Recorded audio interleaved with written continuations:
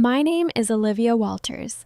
I am 36 years old, and on a gray Tuesday morning in early October, I sat alone at the respondent's table of a Manhattan family courtroom wearing a pair of flat shoes I had bought on clearance 3 years ago. If you're listening from somewhere far away, drop your city in the comments so I can see how far this has traveled. And please stay with me until the end. The shoes were plain, black, sensible. The kind of shoes a woman wears when she has stopped caring what other people think of her footwear, or when she has learned very carefully to make people believe exactly that. The courtroom smelled like old wood and recycled air. Morning light came through the tall windows in pale, thin strips, landing across the rows of polished benches and the heavy American flag standing in the corner. The bailiff stood near the door with his arms folded. The court reporter adjusted her machine. Everything was quiet in the way that rooms are quiet before something irreversible happens. I sat with my hands folded on the table in front of me.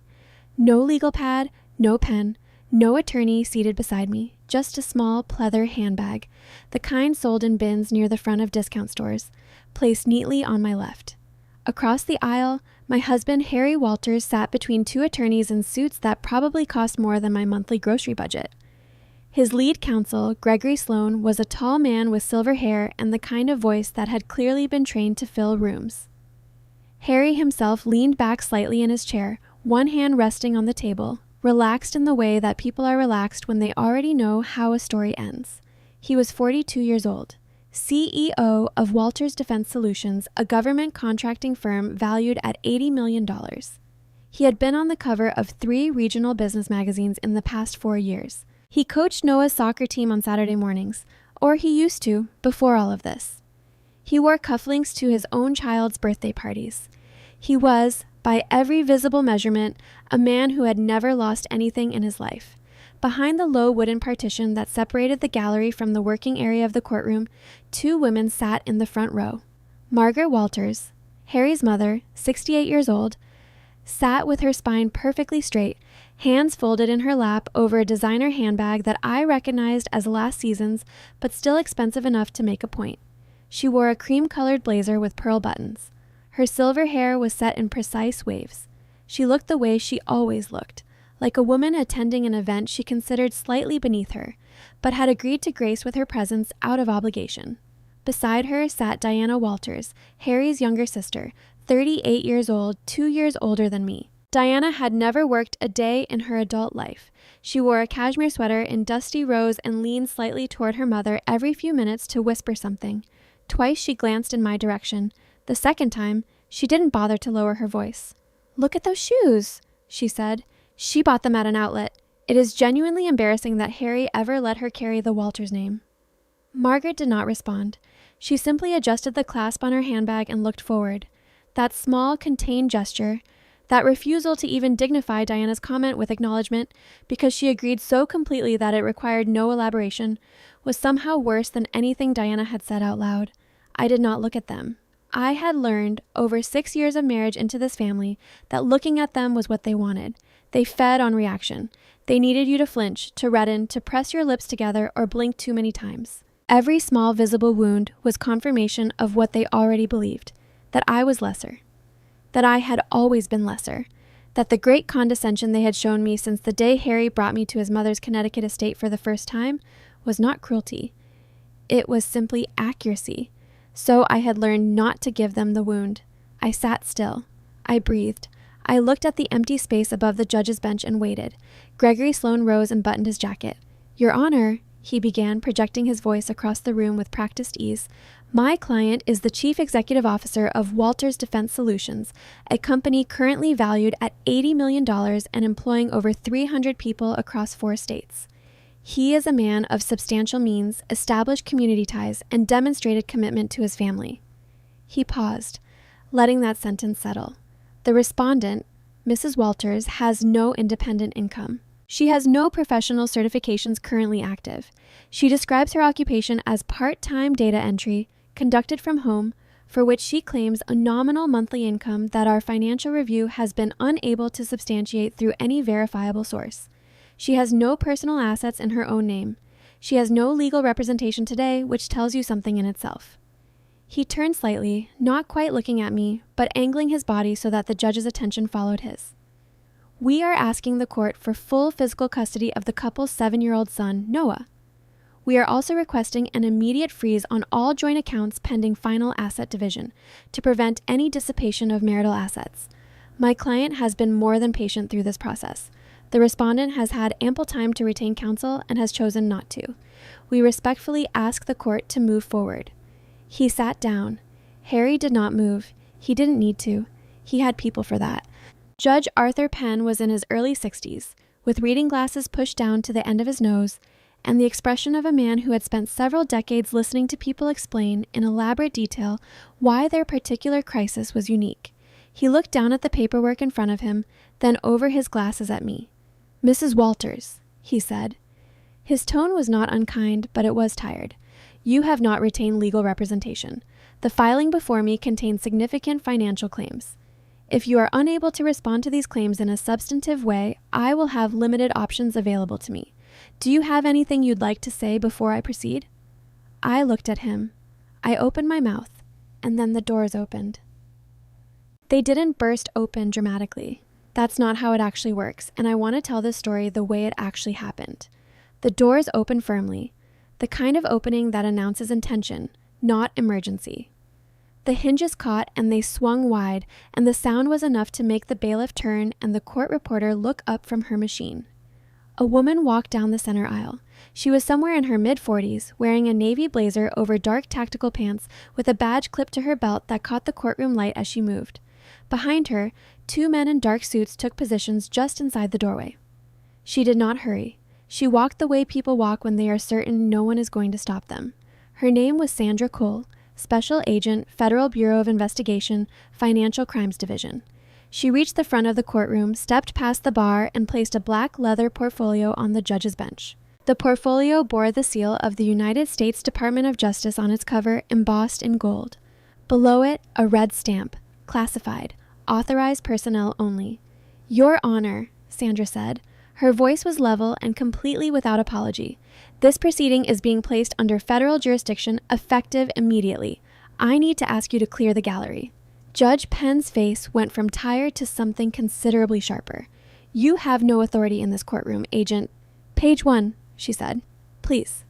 He looked at her for a moment with the expression of a man accustomed to being the most authoritative person in any room. Then he opened the portfolio. I watched his face as he read. I had seen the document before. I had reviewed it 3 weeks earlier in a secure conference room at FBI field office, but I watched his face anyway because there was something I needed to see confirmed. The moment when he understood that what was in front of him was real. His jaw slackened. His eyes moved from the page to Harry, then to me, and what I saw in that look, the shift from the ordinary irritation of a busy judge to something quieter and much more shaken, was exactly what I had spent 3 years working toward. "Bailiff," he said, and his voice had gone dry. "Clear the gallery. Everyone out." Harry stood up fast enough that his chair scraped hard against the floor. "Your Honor, you were about to rule on my motion." "Mr. Walters, sit down." "I have rights. My attorneys have filed—" "I said sit down." The gavel came down once, sharp and final. Penn did not look at Harry again. He looked at Sandra. "The asset freeze motion is denied. We will recess pending federal review." In the gallery, Margaret rose to her feet. Her voice came out clipped and cold. "This is a performance. She has hired actors. I want her arrested for disrupting a legal proceeding." And Sandra turned her head and looked at Margaret Walters with an expression that contained no hostility whatsoever, which made it considerably more effective than hostility would have been. "Ma'am," Sandra said, "if you don't sit down, I'll have you removed from this building." Margaret sat down, and I, for the first time in a very long time, allowed myself to feel something close to stillness. I picked up my small discount store handbag. I pushed back my chair. I stood and I turned around and I looked at Margaret Walters and at Diana and finally at Harry. He was staring at me with his mouth slightly open and the expression of a man who has just realized that the room he thought he was standing in is not the room he's actually in. I didn't smile at him. That would have been too much, too dramatic, too performed. Instead, I just looked at him for a moment, the way you look at something you have studied for a very long time and understand completely. Then I walked out. The hallway of the federal courthouse was long and bright, floored in polished stone that carried sound in clean, ringing echoes. I pushed through the heavy door and let it close behind me, and for approximately 4 seconds, I stood still and breathed. 4 seconds was all I allowed. The doors opened behind me. Margaret and Diana came through first. Diana was already moving fast, heels striking the floor like a metronome. She circled around me and planted herself in my path, arms folded, chin lifted in that particular angle she used when she wanted to look like she was doing you a favor by acknowledging your existence. I don't know what that was, Diana said, but it is over. You hired those people from somewhere. FBI agents don't walk into family court proceedings over a custody dispute involving a woman who does data entry from her couch. I looked at her.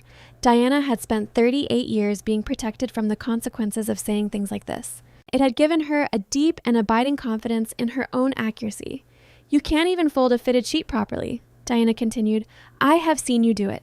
Harry used to have to redo them after you. It is a peculiar thing what people reach for when they are frightened and do not yet know they are frightened. She could have said many things. She chose the fitted sheets. I was still formulating a response when the sound of shoes on stone came from the far end of the hallway, measured and deliberate, and Victor Ashford came around the corner. Victor was 45, broad-shouldered, with a jaw that always looked like it was working something over. He had been CFO of Walters Defense Solutions for 9 years. He was, by any objective financial measure, the most important person in Harry's organization. The architect of every offshore structure, every shell company, every wire transfer that moved money in ways it was never supposed to move. He was also the kind of man who, when he walked towards you in a hallway, used the full width of his shoulders to remind you that he was larger than you were. He stopped in front of me. In his right hand, he held a folded legal document and a silver fountain pen. A Mont Blanc, I knew. A gift from Harry 2 Christmases ago after a particularly profitable quarter. You're not going anywhere, Victor said. His voice was quiet in the way that controlled people keep their voices quiet when they are working very hard not to let you see what's happening underneath. He held the document toward me. This is a voluntary relinquishment of parental rights. You're going to sign it. Diana made a small, satisfied sound behind me. Victor stepped a little closer. Let me explain your situation. I've already contacted the bank. Every card with your name on it is frozen. The security codes on the estate have been changed. Your checking account has a balance of 0. You don't have enough money to get yourself a taxi back to whatever address you're using. Sign it, Diana said, stepping up beside Victor. Give us Noah, and maybe Victor will spare you $20 for the bus. I looked at the pen in Victor's hand. I looked at the document. Then I looked up at Victor's face, which was doing the thing faces do when the person behind them is very confident that they have covered every angle. You froze my checking account, I said. I kept my voice low enough that it didn't carry. That was thorough, but I don't need anything from that account anymore, Victor. He frowned. Stop playing games, and the transfer on March 14th, I said. $3.8 million. Initiated at 1:47 in the morning.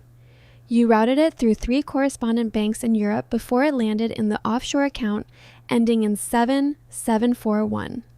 The one registered under a shell entity that I flagged and had frozen 11 days ago. Victor stopped breathing. I watched the silver pen tremble slightly between his fingers. The timestamp is in the file, I said. The routing numbers are in the file. The beneficial ownership paperwork for that shell entity is in the file. All of it. She's bluffing, Margaret said. She had come up behind Diana, and her voice had that particular flatness it took on when she was working to sound certain about something she was no longer certain about. I turned my head and looked at Margaret Walters, this woman who had made an art form out of looking at me as though I were something temporary and unfortunate. Am I? I said. It wasn't a question. You're a data entry worker with no assets and no representation, Margaret said. You are precisely what we have always known you to be. I looked at her for one more moment, then I looked back at Victor. Keep the pen, I told him. You're going to need it to sign your cooperation agreement. And I stepped around him, walked to the elevator bank, and pressed the call button. The elevator doors opened. I stepped inside. As they closed, I caught one last image through the narrowing gap. Diana staring after me, Margaret's hand pressed flat against her sternum, and Victor Ashford standing very still in the middle of the hallway with the Mont Blanc hanging from his fingers and his face showing, for the first time in 9 years of knowing him, something that looked exactly like fear. The black government SUV was waiting at the curb on the north side of the building. I got in. The door closed behind me with that specific solid sound that well-built things make when they close properly. Sandra Cole was already in the front passenger seat. She didn't turn around. She just said, "How'd they take it?" "About how we expected," I said. She nodded. "Victor?" "He'll come to us. Give him 72 hours. The driver pulled into traffic. I leaned back against the headrest and let my eyes close for exactly as long as it took us to clear the block. Then I opened them and started thinking about what came next. People sometimes ask, or they will ask after all of this, how a woman ends up in a situation like mine.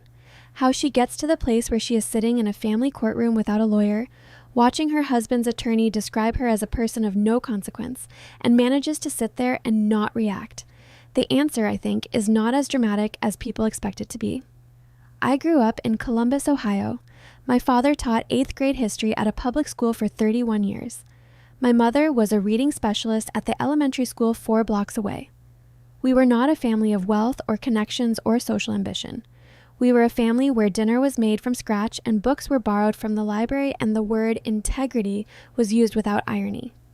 I was good at numbers from the time I was very young, not in the showy way, not the kind of good that gets you on television as a prodigy, the quiet kind. The kind where you can look at a column of figures and sense, before you finished reading, that something inside it is wrong.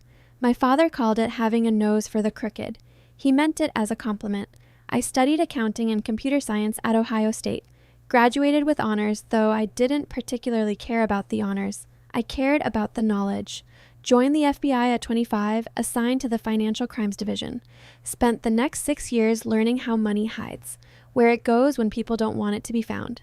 The gap between what financial documents say and what they mean. I was 31 when I met Harry Walters at a fundraising gala for a children's hospital in Midtown Manhattan.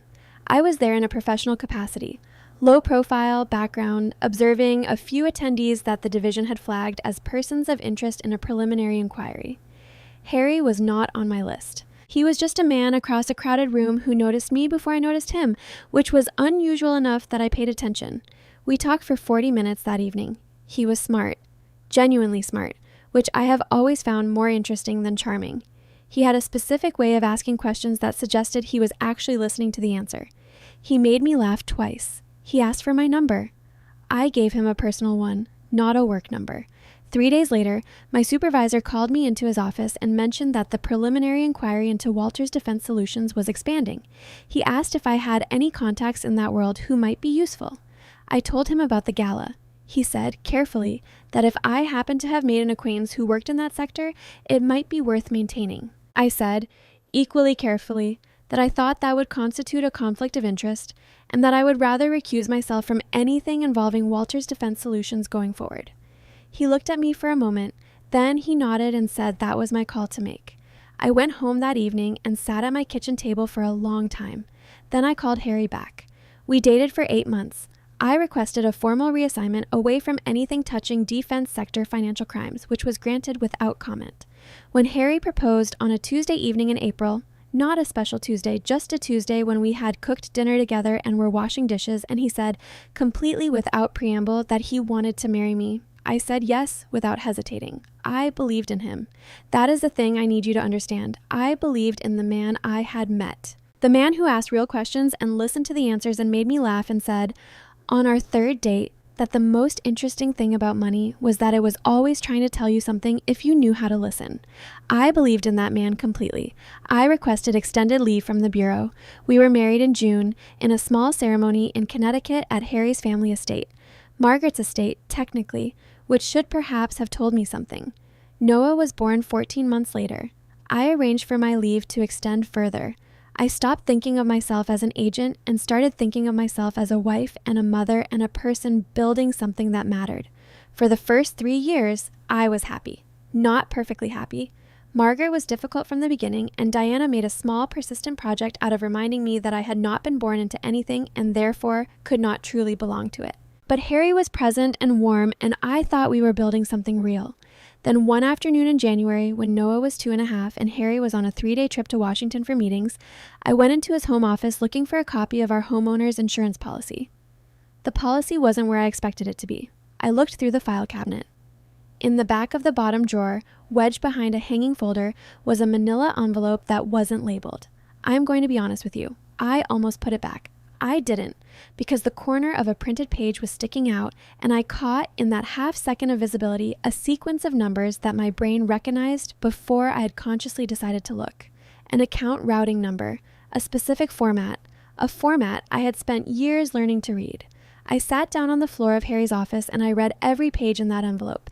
It took me 12 minutes. 15 years of financial crimes training collapsed those 12 minutes into something very clear and very cold. My husband was selling proprietary military drone navigation software to organizations that the United States Treasury Department had specifically prohibited from receiving it. Not once. Not as a desperate one-time thing. Systematically. Over a period that I estimated, from what was in front of me, to be at least 2 years. I sat on that floor for a long time after I finished reading. I did not cry. I don't say that to sound strong. Crying would have been reasonable. I just didn't. What I felt was not grief. Not yet. It was something closer to the sensation of looking at a puzzle you have been working on for a long time and suddenly seeing, with complete clarity, what it actually is. I put the papers back. I replaced the envelope exactly where I had found it. I went downstairs and made a cup of tea and sat at the kitchen table while Noah napped upstairs. The next morning, I drove to the FBI field office in Lower Manhattan and asked to see my former supervisor. I told him what I had found. Then I said, I want to be reactivated. As a civilian cooperating analyst, I have access that no outside investigator could get, and I know how to use it without compromising the case. But I need it done properly. Full oversight. No special treatment because it's personal. And I need to see Dr. Patricia Reeves before anything is approved. He raised his eyebrows at the last part. She'll know why, I said. Dr. Patricia Reeves was the FBI's senior psychological evaluator for high-stakes undercover and embedded operations. She was 60 years old, wore reading glasses on a beaded chain, and had the particular gift of being able to ask a question that sounded simple right up until you tried to answer it. We sat in her office for 4 hours. At the end of it, she looked at me over her glasses and said, Why, Dr. Reeves? Why did you ask for me specifically? Because if I'm going to do this, I said, I need someone to confirm that I'm doing it for the right reasons. Not because I'm angry, not because I want to hurt him, because it is the right thing to do. She wrote something in her file. And are you, she asked, doing it for the right reasons? I thought about it honestly before I answered. Yes, I said. But I wanted someone else to verify that, because I'm aware that I might not be the most objective judge of my own motivations right now. She looked at me for a long time. Then she wrote one more thing in her file, closed it, and said, I'll submit my recommendation by end of week. It came back approved. 3 years. I want you to understand what 3 years of that actually looks like, because it is nothing like what you see in movies. There is no dramatic music. There are no tense confrontations where you almost get caught. There are no moments of stylized tension backlit by computer screens. There is dinner. There is helping Noah with his reading. There is sitting across from Margaret at Thanksgiving while she discusses the proper way to address envelopes and implies through tone alone that I never learned.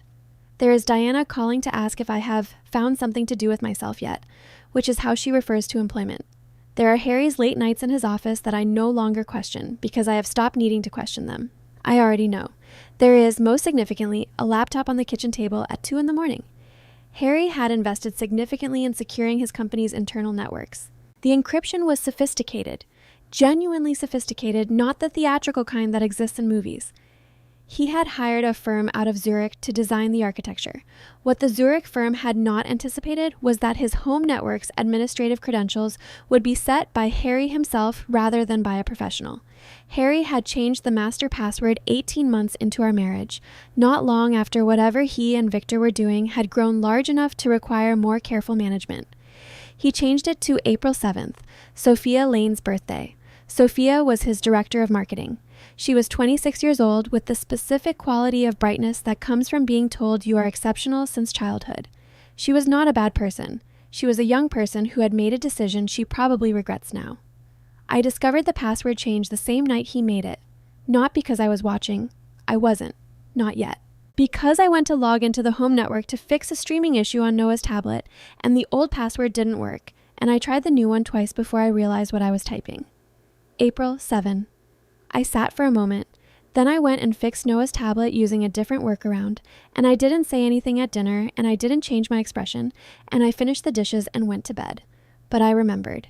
And later, when I had been reactivated and the investigative framework was in place, I sat at the kitchen table at 2 a.m. with a bureau-issued laptop running a VPN protocol through 7 separate routing nodes, and I used April 7th to walk through the front door of a network protected by $250,000 worth of Swiss encryption. I found everything, every transaction, every shell entity, every wire transfer that had touched money that should not have existed, passing through structures that had been built, cleverly, I will give Victor Ashford that, to be almost invisible. Almost. The word that kept returning to me, through all of it, was the same word I had sat with on the floor of Harry's office 3 years earlier. Systematic. This was not desperation. This was not one bad decision made in a moment of weakness. This was an architecture.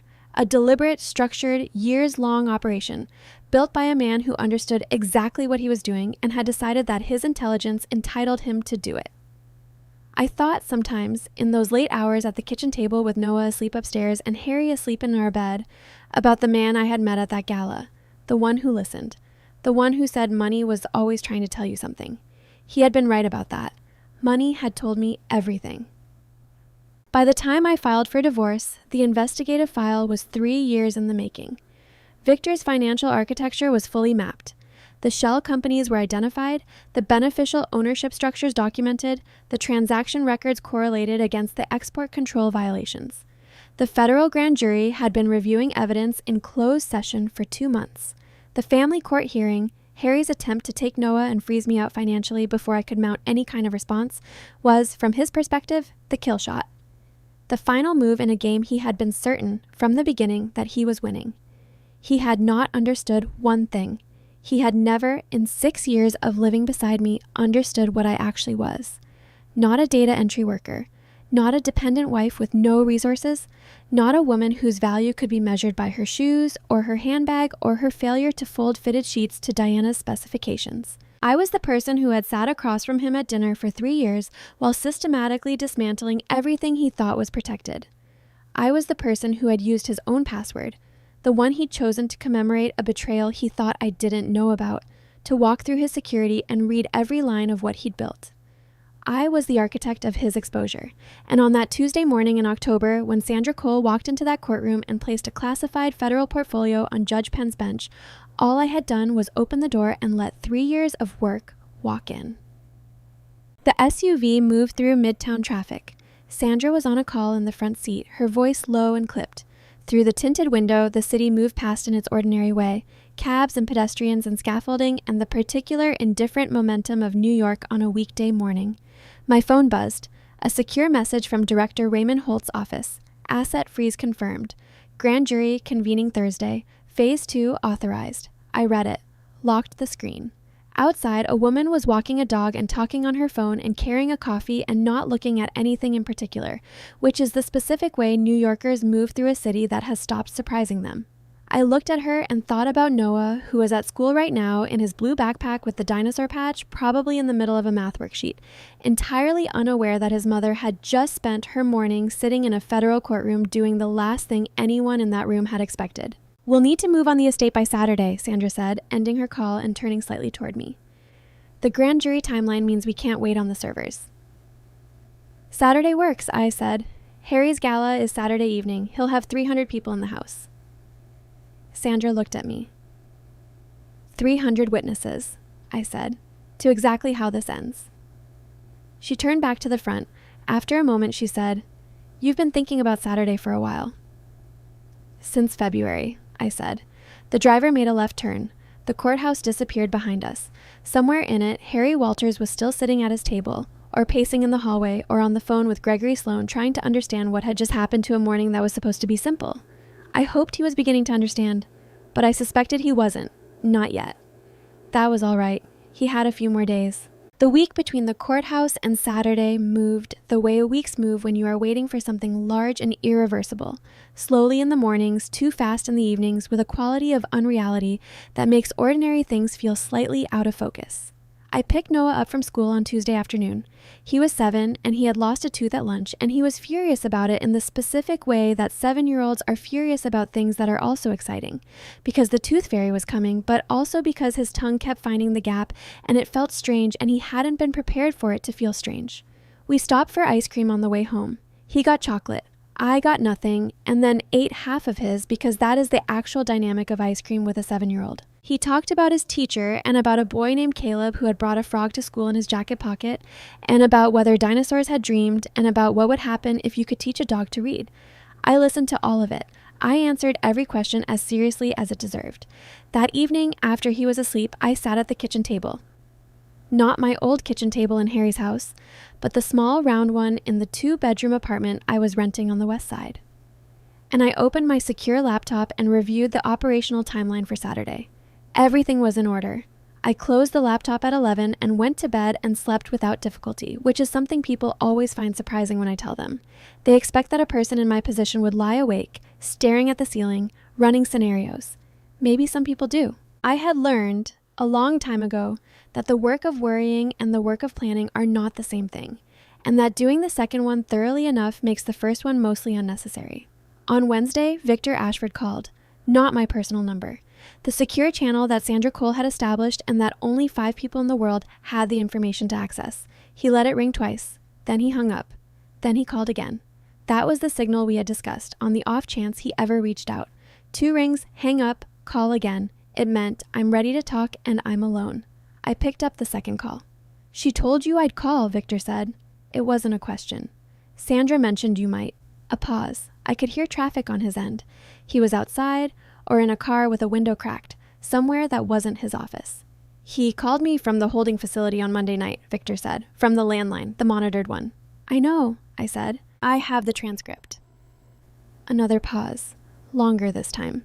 He told me, Victor said slowly, as though testing the weight of each word, that he was going to present documentation to his attorney showing that I had operated the offshore accounts independently, that I had exploited a structural gap in the company's oversight framework, that he had no direct knowledge of the transactions.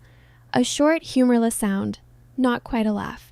He used the phrase rogue financial actor. He had clearly been workshopping it. I didn't say anything. I let him sit in it. I built that entire structure, Victor said. Every routing protocol, every shell entity, every correspondent banking relationship. I designed it so that it would work and so that it would hold. And he was on every call. He signed off on every counterparty. There is not a single transaction in that ledger that didn't have his explicit authorization, and he knows that. And he called me on a monitored line and told me to my face that he was going to say otherwise. Victor, I said, I need to ask you something, and I need you to answer it honestly. Go ahead. Is there anything in that ledger that you want me not to find? Anything that goes beyond what I've already documented? A silence. The longest one yet. No, he said. What you have is what there is. I kept clean books, crooked books, but clean ones. Everything is in there. Then, here's where we are, I said. The grand jury convenes Thursday. By Friday morning, Harry's indictment is sealed. If you come in voluntarily before that happens, the cooperation agreement we discussed is still on the table. You lose your licenses. You pay civil penalties. You don't go to prison. And if I wait? If you wait, the indictment names you as a co-conspirator, and you spend the next several months explaining to a jury why your digital signature is on every transfer while simultaneously claiming you were acting without authorization. Harry's attorneys will make that argument. They'll make it very well. And you'll have spent $400 an hour helping them do it. I heard him exhale. Where? He said. Thursday morning, 9 o'clock, Sandra Cole's office, Federal Building on Foley Square. Bring everything. Drives, backups, anything you have that isn't already in our possession. Don't tell anyone you're going. Not your attorney, not your assistant, and not Diana. A beat. She knows something is happening, Victor said.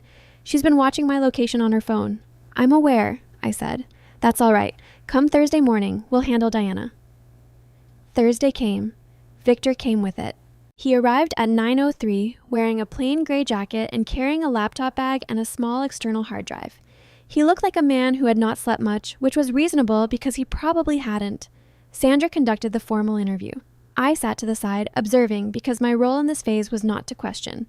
It was to listen for anything that didn't match what I already knew. Everything matched. The cooperation agreement was signed at 11:17 in the morning. Victor's attorney reached by phone, advised him against it, then accepted that he was going to do it anyway, and updated his billing accordingly. At 11:45, Victor stood in the hallway outside Sandra's office, holding his laptop bag and looking like a man who has just done something that cannot be undone and is in the early stages of adjusting to that fact. "One question," he said, looking at me. "How long did you know I'd cooperate?" "I didn't know," I said. "I predicted it. There's a difference." He considered that. "What made you predict it?" "You're a precise person," I said. "You built a structure that was precise. You kept records that were precise. People who care that much about accuracy don't do well with a narrative that replaces what actually happened with something that didn't.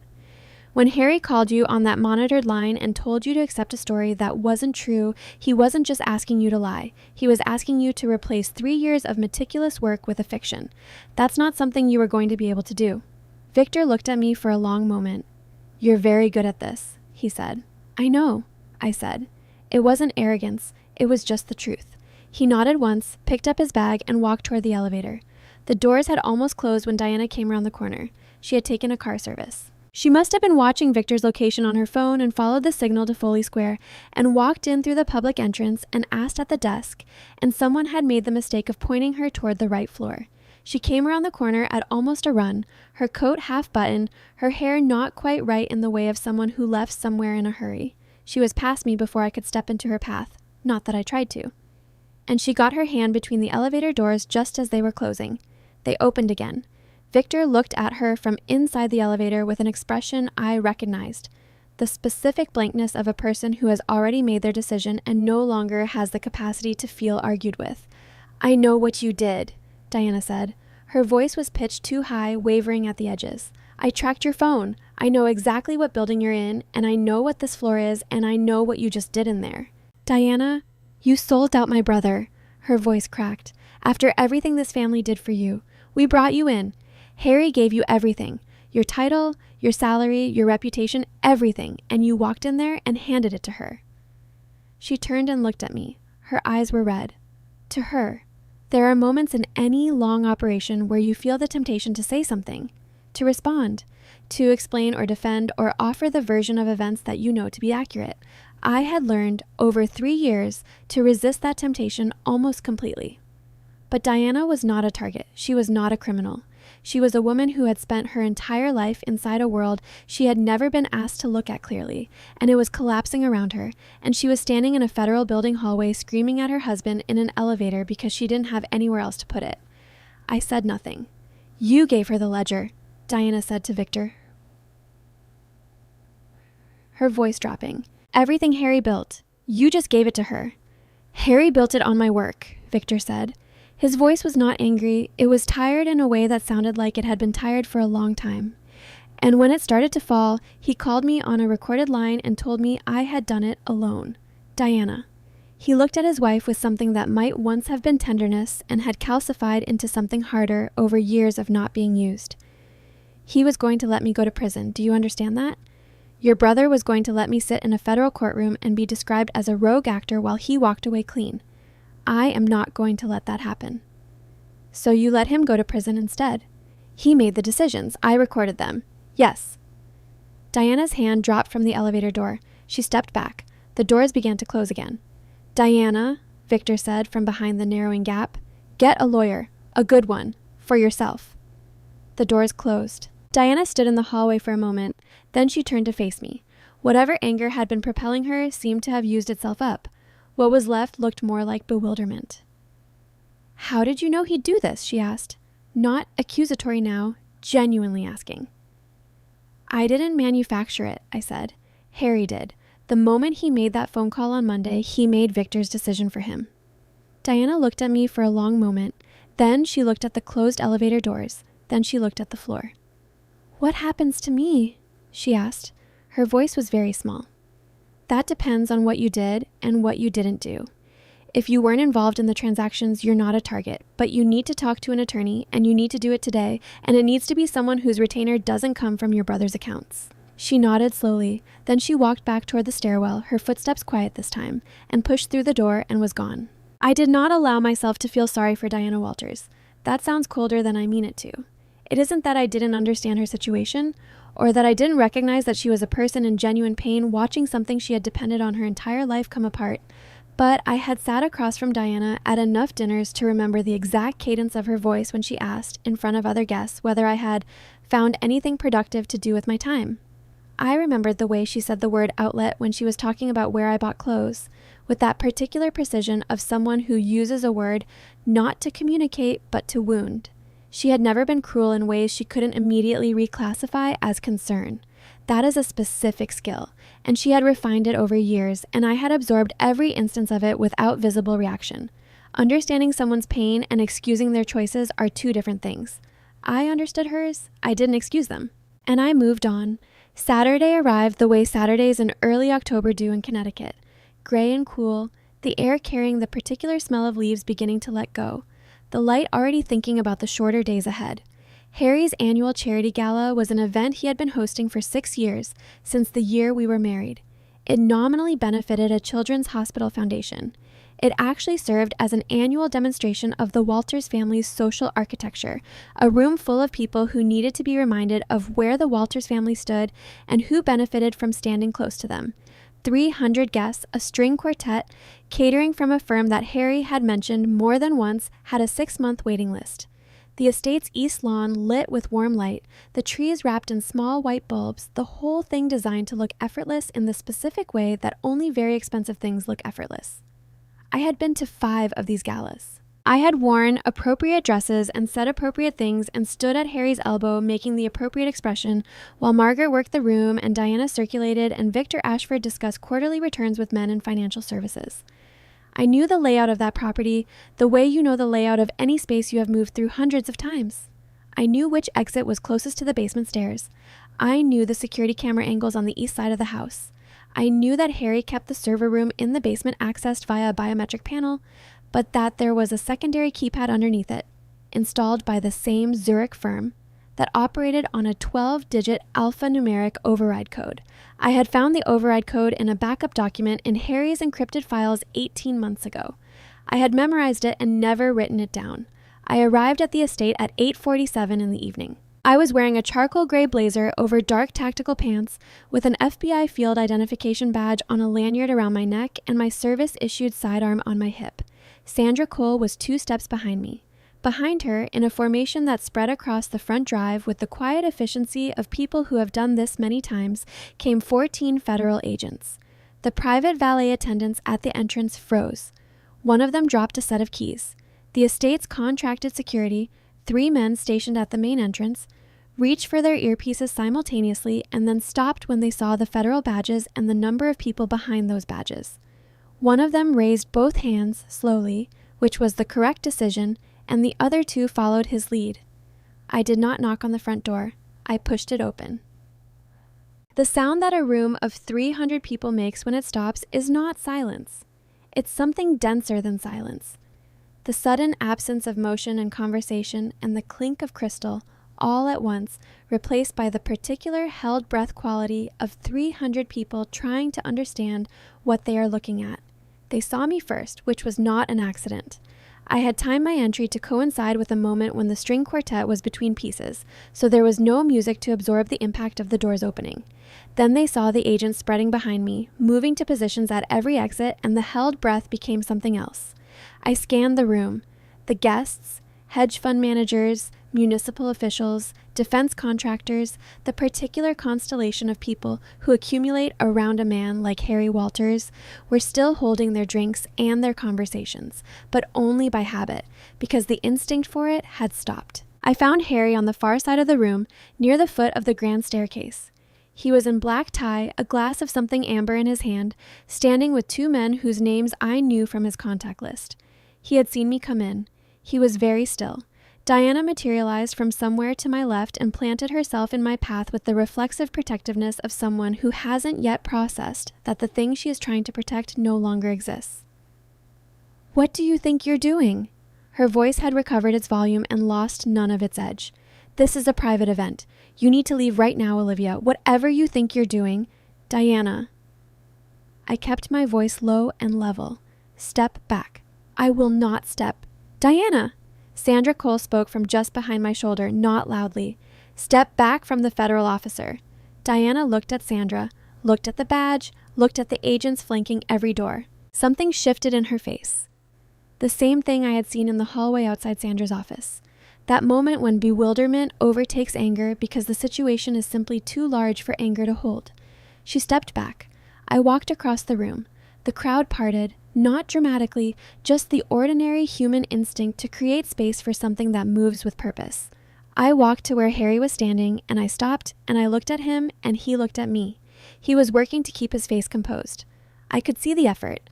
Harry was good at composure. It was one of the things I had admired about him early on, that quality of stillness under pressure.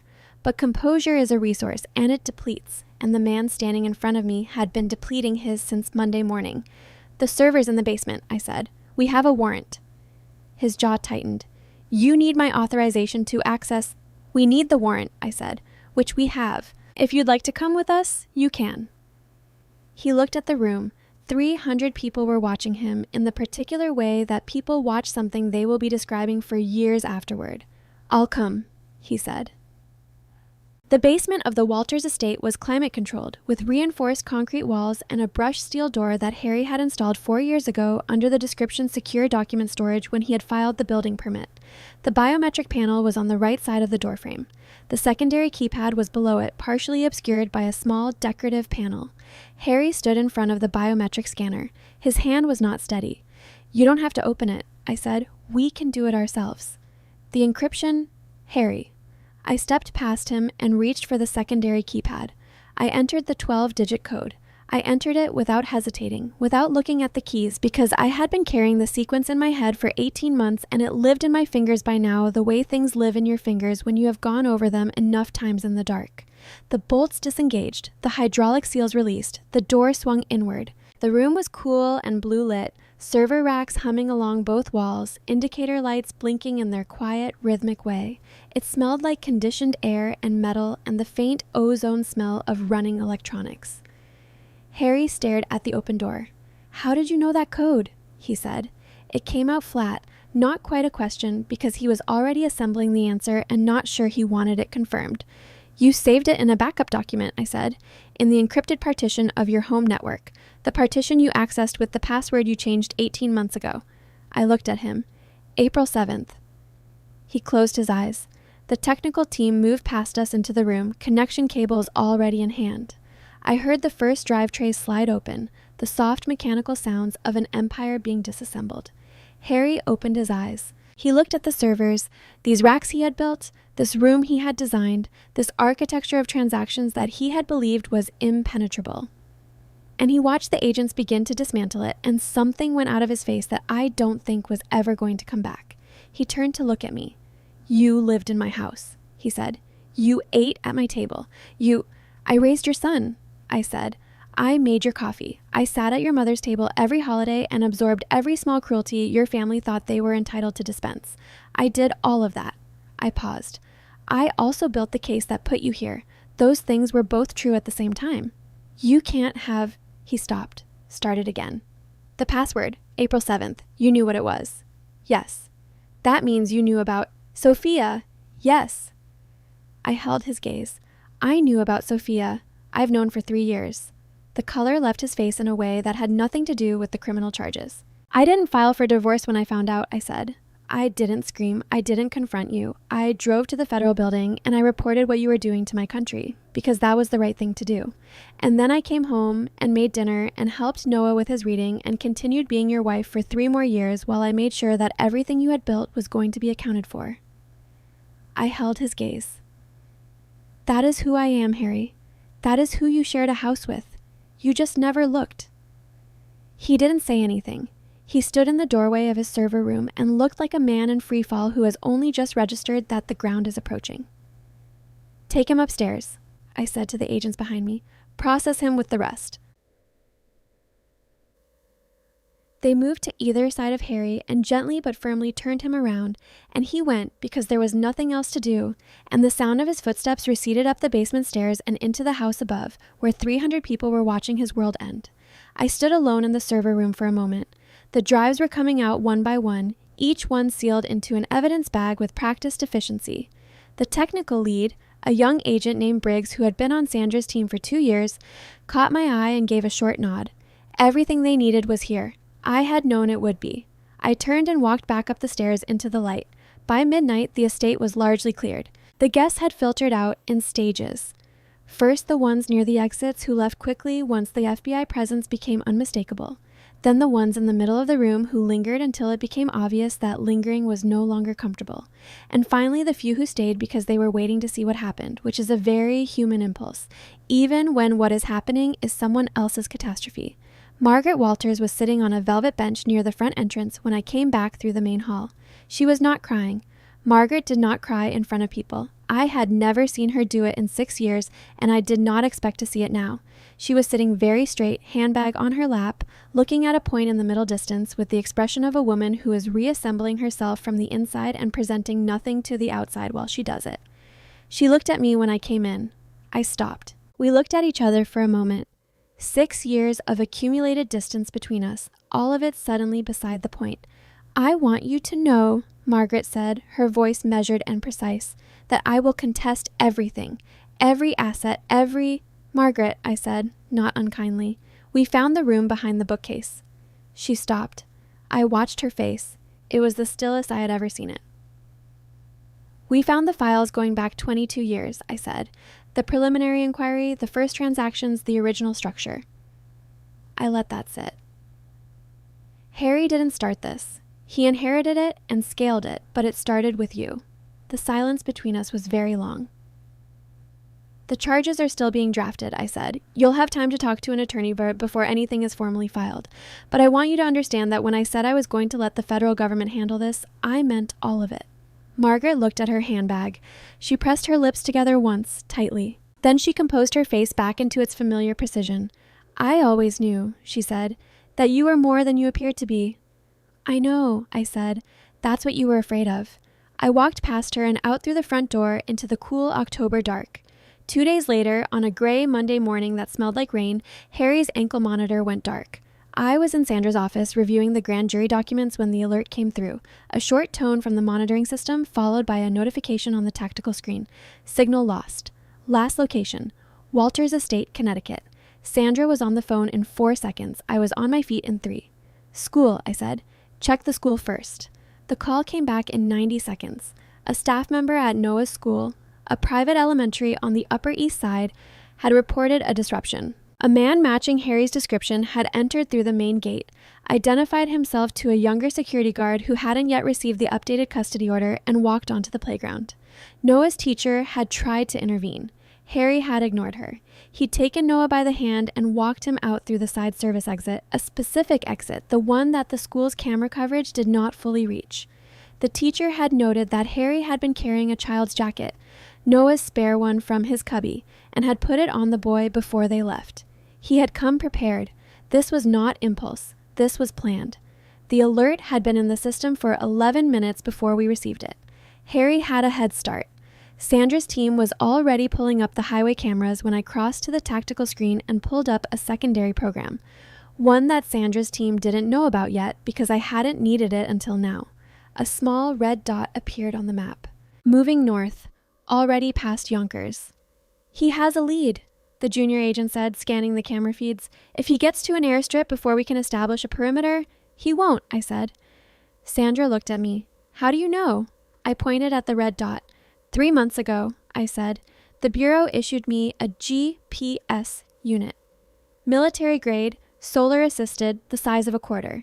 Standard protocol for the final phase of an embedded operation involving a minor, in case the subject attempted to use the child as leverage.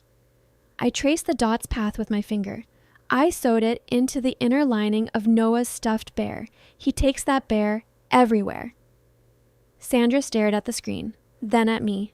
I know where Harry is going, I said. I've known for 18 months. There's a private airstrip 65 miles north, decommissioned logging company property, purchased 3 years ago through a shell entity registered in Delaware. It's not in the FAA database, but it was in his financial records. Picked up my jacket, and our pilot has been there since Thursday. Briggs, Sandra said. Briggs, I confirmed. Harry doesn't know him. All of the communication about the charter was through an intermediary that Victor identified for us 8 months ago. We replaced the original pilot last week. Harry has never met the man he thinks is flying him out of the country. The room was very quiet for a moment. "Prep the helicopters," I said. "I need to go get my son." We flew north through a low ceiling of cloud, running dark. No exterior lights, the helicopter a shadow moving against a darker sky. The GPS dot on my tactical screen had been stationary for 11 minutes, which meant Harry had arrived and was either boarding or preparing to board. I looked at the dot, that small red pulse that meant Noah was there, 62 miles ahead of us in the dark. I thought about him the way I always thought about him when I needed to stay calm, not as an abstraction, not as a hostage, not as a strategic element. I thought about the specific warm weight of him when he fell asleep in the car and had to be carried inside, and the particular seriousness with which he approached any question about dinosaurs, and the way he pronounced the word specifically as pacifically and resisted all correction on this point. I thought about the chocolate ice cream earlier that week and his lost tooth and the dog that could read. Then I put all of it behind a wall and looked at the tactical map and did my job. The helicopter set down in a field of tall grass half a mile south of the airstrip. We were on the ground before the rotors had fully stopped, 12 agents moving in formation through the dark tree line, night vision engaged, weapons ready, but held low. I moved with them. The blazer I'd worn to the courthouse earlier that week was gone. I was in tactical gear now, sidearm holstered, earpiece in. The woman who had sat at Thanksgiving tables absorbing small cruelties was not the woman moving through these trees. They had always been the same person. But only one of them was visible right now. We reached the tree line. Through the break in the trees, the airstrip was lit by the Gulfstream's running lights and the ambient glow of its open cabin door. Harry was at the base of the boarding stairs. I could see him clearly through the optic, his posture urgent, one hand gripping the railing, the other holding a canvas bag. He was talking to the pilot, gesturing upward toward the cockpit, and beside him, pressed close to his leg, still clutching the stuffed bear to his chest, Noah. He was in his school clothes, blue sweater, dark pants. The jacket Harry had brought from the cubby was too big for him and hung past his wrists. He was not crying right now, but his posture had the particular compressed quality of a child who has cried recently and is holding the next round in reserve. I closed my hand into a fist, the signal to hold. I watched. Agent Briggs at the top of the stairs was doing exactly what we had briefed him to do, stalling, citing pre-flight checks, citing safety protocols, speaking in a calm, professional voice that gave Harry nothing to grab onto. Harry was not calm. He had traveled from composure to depletion to something past both of them, something brittle and accelerating. He reached into the canvas bag and pulled out a fistful of currency and threw it toward Briggs in a gesture that was so far outside the realm of effective persuasion that it told me everything I needed to know about where his judgment was. Briggs did not react to the money. Harry grabbed the railing with both hands and demanded that the plane move. Briggs reached into his jacket. He held up the badge. The sound Harry made, I heard it from 50 yards away, through the optic, through the night, was not anger and not fear, but something that existed in the space between them where both have run out of room. It was the sound of a man who has finally understood that the thing he believed was an exit is actually a wall. He tightened his grip on Noah. Noah made a small sound, and I felt it across the field. I dropped my fist. We moved. The tactical vehicles came in from the northern end of the runway, headlights blazing, engines loud enough to swallow every other sound. The agents from the tree line moved simultaneously from the south, spreading in a wide arc across the asphalt. I walked out from the tree line alone without hurrying into the lit space between them. Harry saw me. He pulled Noah back against his chest and pressed himself against the exterior of the aircraft, the retreat of a person who has nowhere left to retreat to, but still has the instinct to try. "Stay back," he said. "Don't come closer. I mean it." I stopped, 15 feet between us. "Noah," I said, pitching my voice low and steady. "Sweetheart, look at Mom." Noah turned his head. His eyes found mine across the distance. "You're doing so well," I said. "Hold on to your bear. This is almost over." "Olivia, I swear to you," Harry started. "Harry." I looked at him, not with anger, not with triumph. With the simple directness of someone who has finished something large and is in the last moments of finishing it. "Look around you." He didn't want to, but he did. The vehicles, the agents, the armed perimeter, Briggs coming down the boarding stairs, badge out, the aircraft behind him going nowhere. "There is no version of this that ends with you on that plane," I said. Victor signed his cooperation agreement Thursday morning. He gave us the financial ledger and the transaction records and his sworn testimony. The grand jury indictment is already written. Your mother's accounts were frozen this afternoon. All of them, including the trust in Geneva. The pilot is FBI. The airstrip has been under federal surveillance for 72 hours. I kept my voice even. You planned this very carefully. You planned it with the information you had. The problem is that the information you had was what I allowed you to have. Harry stared at me. The password, he said. His voice had gone very quiet. You've known for 3 years. Yes. The whole time. Yes. Did you ever... He stopped. Something moved across his face that was harder to look at than the anger had been. Was any of it real? For you? I looked at him for a moment before I answered, because he deserved an honest answer, and honest answers take a second. The first 3 years, I said.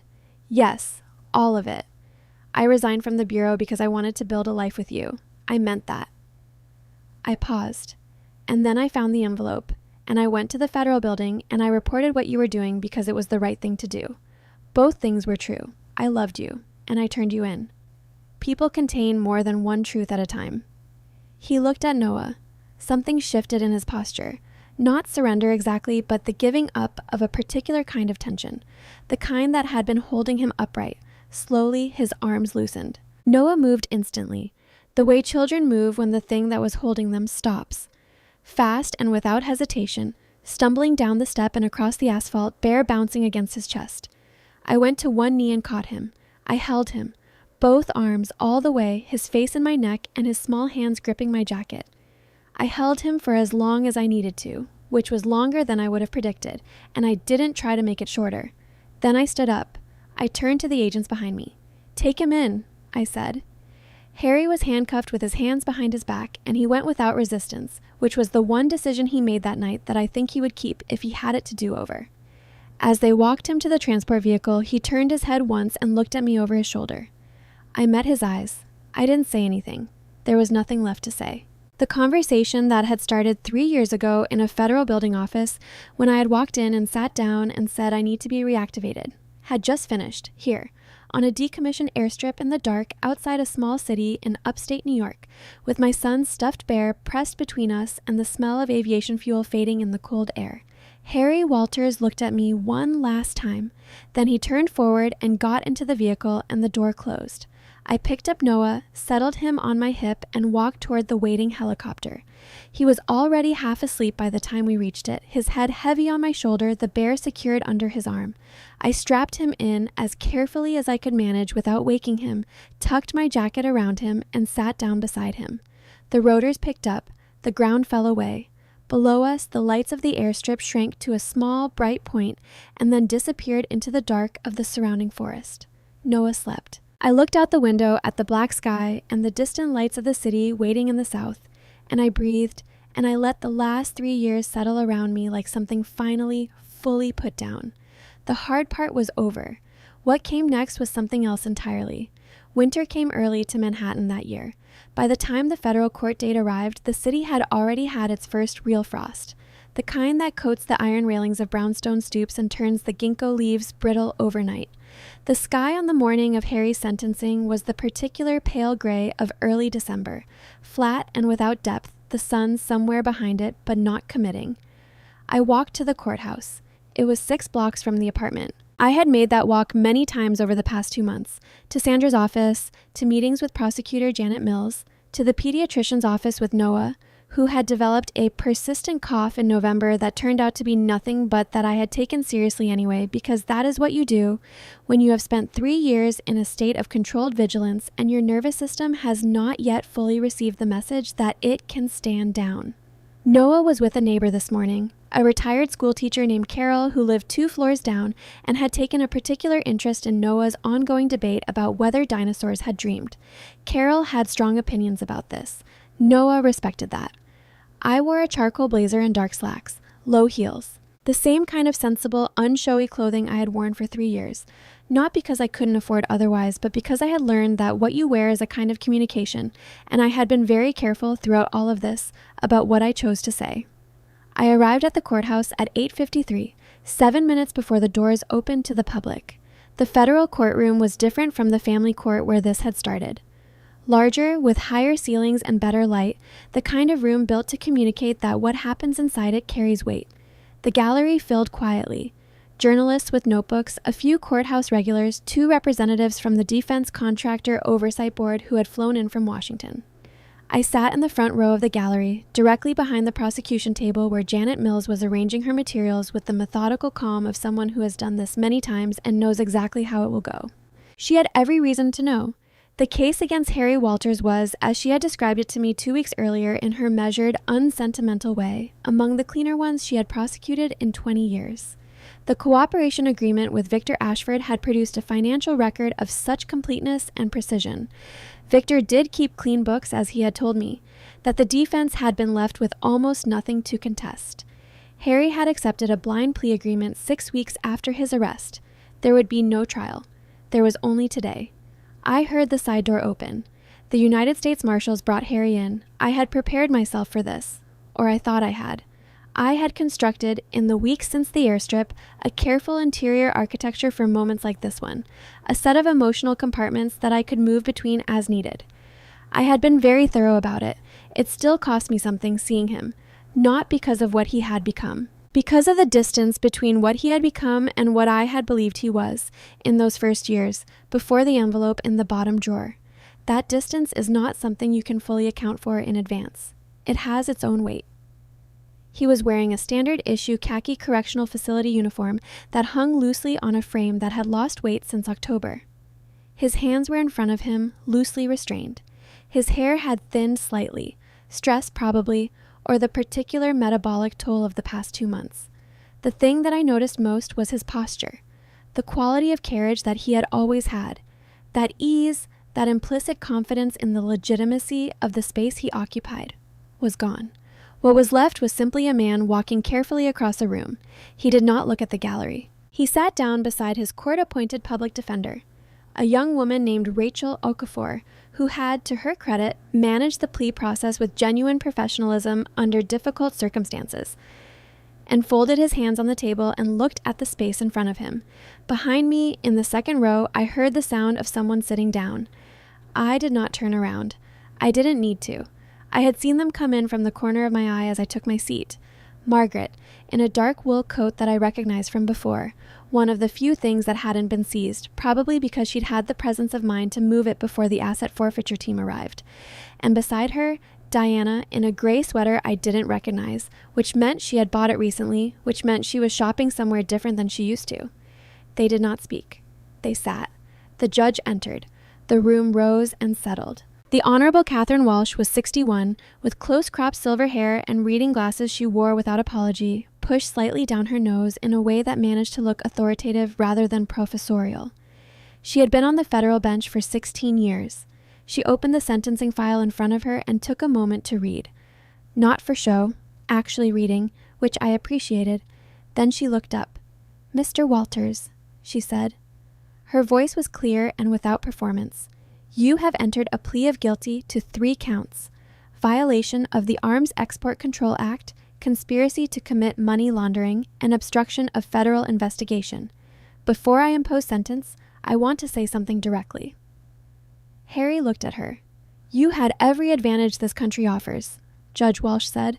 "Education, capital, access to institutions that most people never see the inside of. You built a company that employed 300 people and that could have been, by any reasonable measure, a legitimate success story. You chose, instead, to use that platform to systematically sell restricted military technology to organizations that our government has specifically identified as threats to national security. You did this not once, not out of desperation, but repeatedly over a period of years with full knowledge of what you were doing and who you were doing it for." She paused.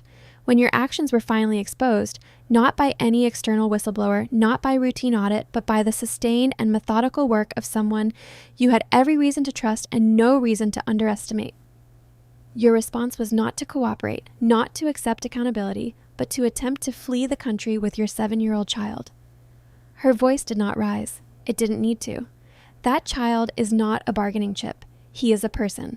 And the fact that you reached for him as a tactical asset in the final hours of this investigation tells this court something significant about the nature of your judgment. The room was very quiet. Harry Walters, on the counts to which you have pled guilty, I sentence you to 22 years in a federal correctional facility to be served without the possibility of early release. The sentence is to run consecutively on all counts. The gavel came down. Behind me, I heard Margaret make a sound. Not a cry, not quite. A small compressed sound that she immediately controlled, the way she controlled everything, which meant that it escaped before she could catch it and that she was furious with herself for that. Diana did not make any sound at all. Harry received the sentence without visible reaction. He had known it was coming. The number might have varied. His attorneys had estimated between 18 and 25, but the shape of it had been clear since the night on the airstrip when he had gotten into the transport vehicle and the door had closed. He was turned around to be led out, and then he looked at me. I don't know what he was looking for. Satisfaction, maybe, or condemnation, or something softer than either. Some evidence that I had also paid a cost, that this had not been clean for me either. People who have lost something catastrophically often need to believe that the person on the other side of it is not entirely untouched. I looked back at him, steady, not cold, I hope. I wasn't trying to be cold. Just present, just honest. You are seen, I think is what I was trying to say. Not punished by me, punished by the weight of what you actually did. I just made sure there was a record. He held my gaze for a moment. Then he turned and walked through the door, and the door closed, and it was over. The asset forfeiture process had been underway since October and was largely complete by the time of the sentencing. The mechanics of it are less dramatic than people expect. It is mostly paperwork, mostly attorneys in conference rooms, mostly the quiet administrative work of unwinding structures that took years to build. The Walters estate in Connecticut was seized as proceeds of crime and scheduled for auction. The proceeds to fund restitution to the government contracting agencies that had been defrauded. The company's assets were placed in federal receivership. The offshore accounts, the ones Victor had documented so precisely, were frozen and in the process of being traced and recovered through the relevant international legal channels, which moved slowly but did move. Margaret's personal accounts, including the trust that had funded the original structure 2 decades earlier, were subject to a separate forfeiture action that was still being litigated. Her attorneys were working with what they had, which was not much. The room behind the bookcase had contained 22 years of documentation. The FBI's financial forensics team had spent 6 weeks working through it.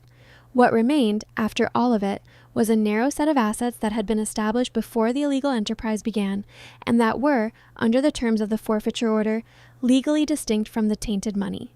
A small investment account in Harry's name from before Walters Defense Solutions existed, and the trust fund, established at Noah's birth, funded from pre-company assets registered in Noah's name from the first day, which the federal government had identified as clean and had placed in legal limbo pending a court determination of custodianship. That determination was the subject of one final hearing. It was a Tuesday morning in early January, cold and bright, the kind of winter day that is beautiful in the specific way of things that are not trying to be beautiful. I walked to the civil courthouse. A different building from the criminal court, smaller, quieter, wearing the same charcoal blazer I had worn to the sentencing. My attorney was already at the table when I arrived. His name was James Whitfield, and he had been recommended by Janet Mills as the person she would call if she ever needed someone to protect a financial asset from people who had extensive resources and no legitimate claim to it. He had a quality of organized stillness that I found reassuring. On the other side of the aisle sat 2 people. One was a civil attorney I recognized from the Walters family's previous legal work. A man named Gerald Potts, who had handled their estate planning for years and who was now representing Harry's interests in the custody arrangement, such as they were, from a federal correctional facility. The other was Margaret. She was sitting upright in the dark wool coat with the same posture she had always had and would probably always have because some things are too deeply built to be broken by circumstance. She was looking straight ahead. When I came in, she looked at me briefly.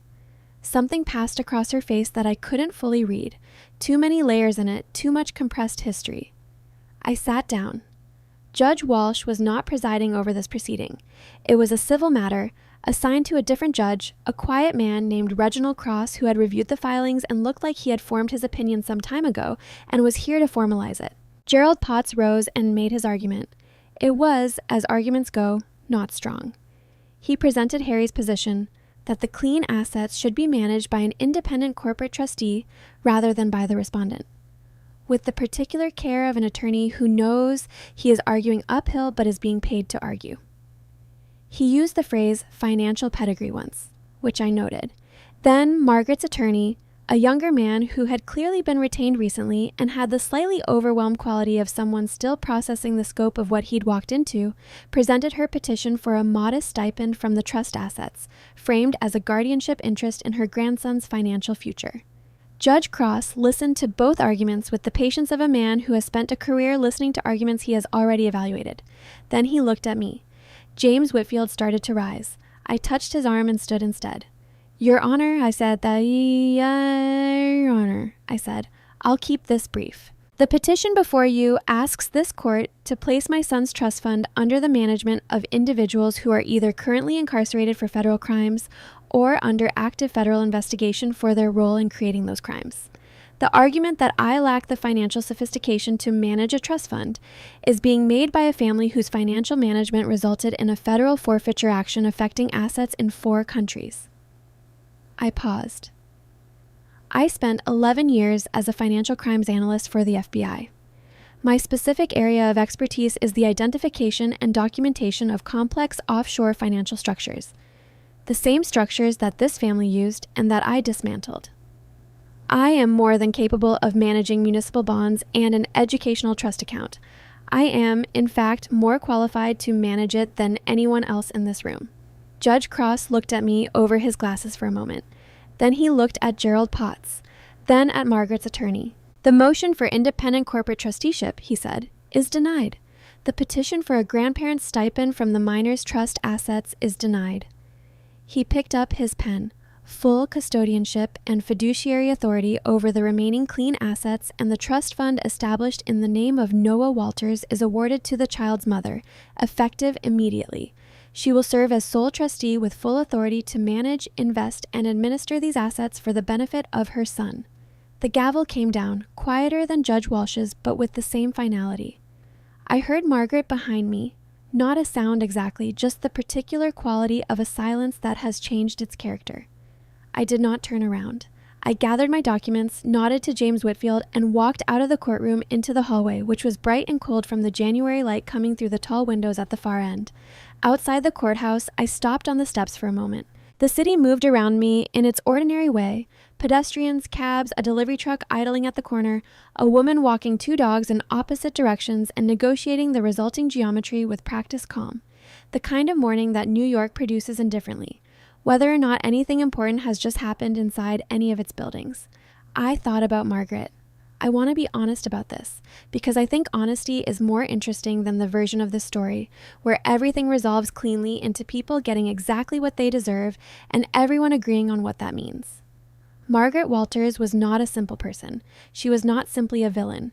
She was a woman who had built something, constructed it methodically over 2 decades, sustained it through discipline and intelligence and a ruthless willingness to operate in the spaces between what was visible and what was real. In different circumstances with different choices, she might have been formidable in entirely legitimate ways. She had also spent 6 years making my life smaller than it needed to be, in ways that were always just precise enough to avoid confrontation and always just damaging enough to accumulate. She had done this with full awareness of what she was doing. I am not interested in forgiving that, and I am not interested in pretending I am. But I thought about her sitting in that courtroom in a wool coat that used to be something and was now just a coat, and I thought about what it costs to build your entire identity on a structure that turns out to be illegal, and I thought that there are different kinds of poverty, and she was about to understand several of them simultaneously. I thought about Diana too.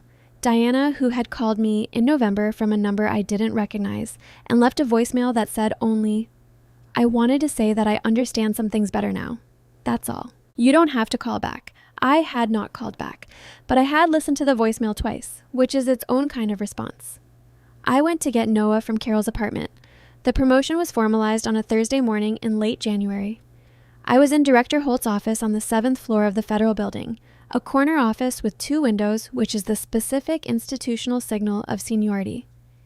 And he slid a folder across the desk toward me and said, "The division is yours to build. Budget, personnel, operational scope. We want it running by spring. The new division was called the Corporate Defense Technology Crimes Unit. Its mandate was exactly what the name suggested: investigating the illegal transfer of defense-related intellectual property through corporate channels. The Walters case had demonstrated, as Director Holt put it, a significant gap in the Bureau's institutional capacity for this specific kind of financial crime. I was being asked to fill it. I looked at the folder, then I looked at him. "I have a condition," I said. He raised an eyebrow. "Noah's school schedule," I said. "I work around it, not occasionally, structurally. The division's operational calendar is built with the understanding that I am a parent and that parenting is not secondary to the work. If I'm going to build something that functions, I need to be functional, and I am not functional if I am managing guilt about my kid." Director Holt looked at me for a moment. "That's not usually how we—" "I know," I said. "I'm asking you to do it differently." He considered it. Then he said, "Document what you need and get it to HR by end of week." "Thank you," I said. "Don't thank me," he said. "Build me something that works." I picked up the folder and went back to my office. The first day of February was cold and clear, the kind of winter day that has decided to be beautiful about it. Sharp light, hard shadows, air that smells like metal, and cold water. The kind of day that makes Manhattan look like a city in a photograph. I picked Noah up from school at 3:15. He came through the gate in his blue backpack, the dinosaur patch on the front pocket slightly peeling at one corner because he had been picking at it, which was a habit I had been attempting to address for 6 months with limited success. He was talking to another boy, Caleb, the one with the frog, and the conversation appeared to involve significant disagreement about something, judging by the gestures. Then he saw me, and the disagreement was tabled. "Mom." He hit me at approximately knee level, which is the standard greeting velocity for a 7-year-old who has been in school all day and has stored up a significant amount of accumulated energy. Caleb says that T-Rexes couldn't run fast, but I said they could, and he said no, and I said yes, and Ms. Patterson said we should look it up, but we didn't look it up yet. "What do the current studies suggest?" I asked. He looked up at me. "What?" "Scientists have done research on T-Rex locomotion. There are actually several competing theories based on bone structure and estimated muscle mass. Some researchers think they moved more slowly than the movies suggest. Others argue for a moderate speed. It's genuinely contested." Noah processed this. "So Caleb might be right?" "Caleb might be partially right, so might you. That's what contested means." He thought about this as we started walking. "That's annoying," he said finally. "Most interesting questions are," I said. We walked 2 blocks in the comfortable silence of people who have been in each other's company long enough that silence doesn't require filling. The city moved around us. A cab horn, a woman on a phone, someone selling chestnuts from a cart on the corner, the smell of them warm and smoky in the cold air. "Mom," Noah said. "Yeah." "Is Dad going to come back?" I had been waiting for this question for 3 months. I had thought about how to answer it more times than I could count. In the particular way you think about something difficult in advance because you want to be ready for it, and you discover when it arrives that readiness only goes so far. I stopped walking. I crouched down to his level, there on the sidewalk with the city going around us, and I looked at him directly. "No," I said, "not for a very long time. He made choices that hurt a lot of people, and there are consequences for that. You understand what consequences means, right?" He nodded. "Like when I broke the lamp and couldn't have screen time. Exactly like that, except much bigger."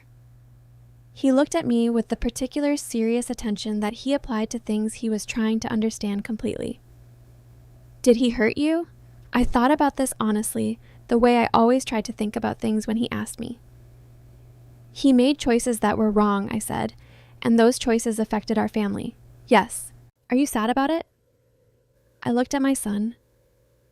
This person who was going to grow up asking real questions and listening to actual answers because I was going to make sure of it, because that was the one thing I could guarantee in a world that guaranteed very little. "Sometimes," I said, "not right now." He nodded slowly, processing. Then, "Can we get chestnuts?" "Yes," I said, "we can get chestnuts." I stood up and took his hand, and we walked to the cart on the corner, and the man behind it put a small paper bag of warm chestnuts into Noah's free hand, and Noah immediately burned his finger on one and said, "Ow," And I said, "Careful." They're hot in the tone of someone who said this approximately 4 seconds too late, and we stood there on the corner of a cold February street, eating chestnuts and not talking about anything in particular. A week later, I passed a small coffee shop on my way to a meeting and looked through the window out of habit, the observer's reflex, the thing that never fully turns off, and saw a woman at a corner table with reading glasses on a beaded chain and a book open in front of her. Dr. Patricia Reeves. She looked up as I passed. We made eye contact through the glass. I stopped.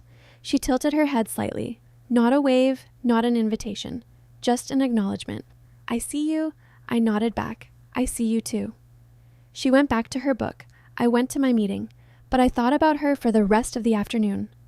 About that evaluation 4 years ago, the 4 hours in her office, the questions she had asked that sounded simple until you tried to answer them honestly. I thought about what she had written in her assessment, which I had read in Sandra's office 6 months ago when the case file was being compiled. Subject demonstrates unusual capacity for emotional compartmentalization without apparent dissociation. She is not numb. She is disciplined. The distinction matters. She has identified a clear ethical framework for her actions and interrogated it sufficiently to be confident it is her own and not a rationalization. In my professional opinion, she is capable of completing this assignment without compromising the integrity of the investigation or her own psychological stability. Recommend approval. Note, she will be fine. She is already fine. The question she needs answered, whether she is doing this for the right reasons, she has already answered herself. She came here to have it confirmed, which is different from needing it to be true. I had read that and sat with it for a while. She was right, of course. That is what I had needed. Not permission, not validation. Just a second set of eyes on my own interior from someone trained to see clearly, someone who could tell me, yes, what you see when you look honestly at yourself is accurate. I had been lucky to find her. In the months that followed, I got regular updates on the various threads of the case that were still resolving themselves through the slow machinery of federal and civil court. Victor Ashford completed his cooperation obligations and relocated to Portland, Oregon, where he worked as a financial controller for a mid-sized logistics company. The work was quieter and less remunerative than anything he had done before. He did not contact me again, which was appropriate. We had been useful to each other in specific and limited ways, and neither of us had any illusion that it was more than that. Diana called once more, in March. This time I picked up. The conversation was short and strange, the kind of conversation that happens between people who have a significant shared history and no established language for discussing it. She said she had found a job, administrative work at an insurance company in New Jersey. She said it was hard. She said she was thinking about going back to school, maybe. She wasn't sure for what. I said I thought that sounded like a reasonable thing to consider. There was a pause. Then she said, "I was awful to you." I said, "Yes." Another pause. "I don't know how to fix that." "You probably can't fix it," I said, "but you can do differently from now on. Those are different things." She said, "Okay." We hung up. I don't know what Diana Walters will make of her life from here. I don't know if the difficulty she is moving through will produce in her something more careful and more honest, or whether she will find her way back to some version of the world she lost and resume. People go either way. I've seen both. I hope she goes the first way. That's all I can offer on that. Margaret remained in litigation. Her attorneys were able to establish that a narrow portion of her personal assets predated the financial structure she had built, and those would likely survive the forfeiture process. She would not be impoverished, exactly, but she would not be what she had been, and the world she had inhabited, the country clubs and charity boards and the particular social architecture of inherited Connecticut wealth, had closed around her absence with the efficient indifference of water filling a space. I did not feel satisfaction about this. I want to be careful here, because satisfaction is a word that gets complicated when you have spent 3 years doing something difficult for what you believe are the right reasons. If you were doing it for satisfaction, then you were doing it for the wrong reasons. If you weren't doing it for satisfaction, then feeling it afterwards seems like a contradiction. What I actually felt when I thought about Margaret was something closer to a kind of tired clarity. She had built something deliberately harmful over a very long time, and it had been dismantled, and the world was marginally safer and more honest for that. That was enough. It didn't need to feel like more than it was. Spring came, the way spring comes to New York. Argumentatively, a week of warmth followed by a cold snap, followed by another week of warmth. the trees on the side streets making their case in stages, not committing until late April when the evidence became overwhelming. On a Thursday morning in late April, I walked to work along the park. Noah was in school. The trees were doing what trees do in April in New York when the weather has finally relented, producing that particular shade of green that only exists for about 3 weeks before it deepens into summer's darker version, the green of new things that don't yet know what they're going to be. I had a meeting at 9 with the 4 analysts I'd hired for the new division. We were 2 months into building the operational framework and it was going well. Not smoothly, because nothing is ever smooth when you are making something that doesn't exist yet, but well. The work was interesting. The team was good. I was learning which parts of leadership I was natural at and which parts I was going to have to learn deliberately, which is the only honest way to approach it. At a coffee cart near the park entrance, I stopped for a cup of coffee. The man behind the cart, 50s, wearing a Yankees cap, had been at this corner for at least 4 years, handed it over without being asked how I wanted it because he had learned how I wanted it sometime in the fall. "Good morning," he said. "Good morning," I said. A completely ordinary exchange, the kind that happens 1,000 times a day in a city of 8 million people, unremarkable and unremarked on. I took my coffee and walked to work. That evening, I picked up Noah at after-school care. He had made something in art, a painting predominantly blue, which he explained was a T-Rex standing in a river, though he acknowledged it also looked somewhat like a tree with legs, and he was at peace with that. We walked home through the late afternoon light. He talked. I listened. At the corner near our building, he stopped and pointed at a pigeon that was standing with extraordinary confidence in the exact center of the sidewalk, declining to move for anyone. "That pigeon knows what it wants," Noah said. "It does seem committed," I agreed. "I want to be like that pigeon," he said. "Decisive and slightly inconvenient to pedestrians?" He considered this. "Mostly just the first one." "That's a good thing to want to be," I said. We went inside. I made dinner. Noah did his homework with the usual negotiation process. 15 minutes of actual work, 5 minutes of explaining why the work was structured poorly and could be improved, and then a final 15 minutes of completion once we had established that, regardless of its structural issues, it still needed to be done. After he was asleep, I sat at the kitchen table for a while. Not the kitchen table of Harry's house, not the table of the 3 years of late night work, but my own kitchen table in my own apartment, in the life I had rebuilt from what remained after everything else was accounted for. The table was small. The apartment was not large. The coffee was unremarkable. I sat there in the quiet with the sounds of the city coming up from the street below, faint and continuous and indifferent in the way that cities are indifferent, which I have always found more comforting than silence. And I thought about nothing in particular for a while. Then I went to bed. The last thing I want to tell you, and I want to tell it carefully, because I've spent this whole story trying to be accurate and I don't want to lose that in the final pages, is about a conversation I had with Dr. Reeves eventually. We met for coffee in March at the same shop where I had seen her through the window. She ordered black coffee. I ordered the same. We sat at the corner table and talked for 90 minutes about things that had nothing to do with the case. Her research, Noah's ongoing dinosaur inquiries, a book we had both recently read and disagreed about. Near the end, she said, "How are you? Honestly." I thought about it. "I'm tired," I said, in a way that's different from exhausted, more like the kind of tired that comes after you finish something large and your body is recalibrating. "That's accurate," she said. "It'll pass." "I know." "And the other thing," she said, "the part that isn't tiredness?" I looked at my coffee for a moment. "I think I'm okay," I said. "I think I made the right choices, and I think I made them for the right reasons, and I think I would make them again. And I also think that doing the right thing is not the same as the right thing being easy, and that those can both be true simultaneously." She nodded. "And Noah?" she said. "He's good," I said. And then, because it was true, "He's really good." She smiled. The first full smile I had seen from her, not the careful professional version, but the actual one. "Then you did the most important thing right." We finished our coffee. Outside, the March light was doing its tentative early spring thing, not quite committing. A woman walked past the window with a small dog and a large coffee and the expression of someone who had somewhere to be but was not unhappy about it. Dr. Reeves picked up her coat. "One more question," she said. "Go ahead." "If you could go back," she said, "knowing everything, knowing how it would begin and how it would cost you and what you'd lose and what you'd build, would you still have walked into my office that morning? I didn't have to think about it. Yes, I said, but I'd have walked in sooner. She put on her coat. Good answer, she said.